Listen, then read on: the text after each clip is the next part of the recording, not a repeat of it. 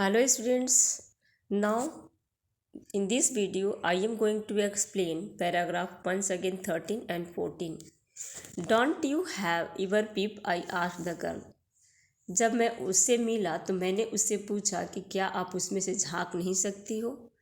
यहाँ पे स्टोरी ये है कि जो गए हैं उनको मैडम जो है एक ब्लाइंड लड़की से मिलाती हैं। एक्चुअली वो लड़की ब्लाइंड नहीं होती, बल्कि वो क्या है, वो पट्टी लगा करके उसका रोल आज मिला है ब्लाइंड बनने का। वो अंधा बनी हुई है और उससे इनको मिलाया गया है। तो जब ये उनसे मिलने जाते हैं तो पूछते हैं कि डोंट यू इवर पीप, क्या तुम कभी झांक नहीं सकती हो। मैंने उससे पूछा। Oh not no, she exclaimed, वह चीख कर बोली। दैट वुड बी चीटिंग, यह क्या होगा, एक चीटिंग होगा। But I had no idea it was so awful to be blind, लेकिन मेरे पास ऐसा कोई भी विचार नहीं है इस तरह से अंधा बनने का। You cannot see a thing, तुम एक चीज़ नहीं देख सकती हो। You feel you are going to be hit by something every moment, हर समय तुम्हें ऐसा फील होगा कि तुम कभी ना कभी किसी न किसी चीज़ से टकराने जा रहे हो। It is such a relief just to sit down, इससे यही अच्छा होता है कि चुपचाप बैठ जाओ। Are your helpers kind to you? I asked, मैंने उससे पूछा कि जो तुम्हारी मदद करने वाले होते हैं क्या वह तुम्हारे प्रति दयालु होते हैं? Fairly, but they are not as careful as I shall be when it was my turn. Fairly, उसने बोला कि फेयरली मतलब कि न्यायपूर्ण है ये तो, लेकिन वो उतने केयरफुल नहीं होते जितना कि मैं था जब मेरी बारी थी और मैं उनके जैसा हेल्पर बना था। तो जैसे मैं थी वैसा उनके अंदर ऐसा कुछ नहीं है।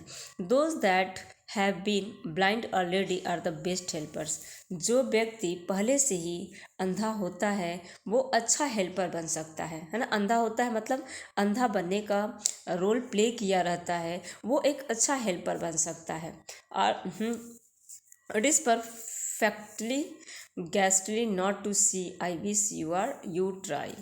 यह मैंने उनसे बोला कि मैं सोचती हूँ कि जब आप जो है जब तक इसे ट्राई नहीं करोगे आप इसे अच्छे से नहीं समझ पाओगे। Shall I lead you anywhere? I asked, मैंने उससे पूछा कि क्या मैं तुम्हें कहीं पे भी लीड कर सकूँगा। Now paragraph 15। Oh yes she said, उसने कहा हाँ हाँ क्यों नहीं। Let us go for a little walk, चलो एक छोटी से हम लोग सैर पे निकलते हैं। Only you must tell me about thing, केवल तुम मुझे चीज़ों के बारे में बताओगे। I shall be so glad when today is over, और मैं बहुत ही खुश हो जाऊंगा जब आज का दिन ख़त्म होगा। The other bad days cannot be half as bad as this, जैसे कि आज के दिन जैसा मेरे लिए बुरा है वह कभी भी आगे न आए। Having a leg tied up and hopping about on a crutch is almost fun. फिर क्या होता है, क्या बोलता है कि होपिंग अबाउट, वो अपने पैरों को आगे ऊपर नीचे उछालती हुई बोली कि क्रच इज़ ऑलमोस्ट फन, यह तो बिल्कुल ही एक फ़न की तरह है। आई गेस, मैं ऐसा सोचती हूँ। Having an arm tied up is a bit from troublesome because you cannot eat without help.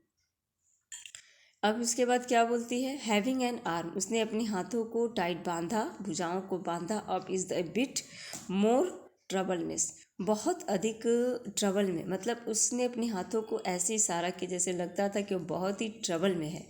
क्योंकि because you cannot eat without help, तुम बिना हेल्प के खा नहीं सकते हो। एंड थिंक लाइक दिस, और इस तरह से सोच नहीं सकते हो। I don't think I will mind being deep for a day, मैं सोचती हूँ, मैं आई डोंट थिंक, मैं ऐसा नहीं सोच सकती कि मैं किसी दिन है ना एक गूंगा बनूंगी, है ना, गूंगी बनूंगी। At least not much, but being blind is so frightening, लेकिन अंधा होना बहुत ही डरावनापूर्ण है। My head aches all the time just from worrying that I will go hurt where are we now. क्या बोलती है कि माई हेड एचेस, मेरे सर में दर्द होता है पूरे टाइम पे, और मुझे नहीं समझ में आता है कि मैं कहाँ पे जा रही हूँ, मैं कभी नहीं सोच पाती हूँ कि मैं किधर जा रही हूँ। इस तरह से वो अपने बारे में बताती है कि किस तरह से ब्लाइंड का रोल प्ले करना कितना ही कष्टदायक होता है।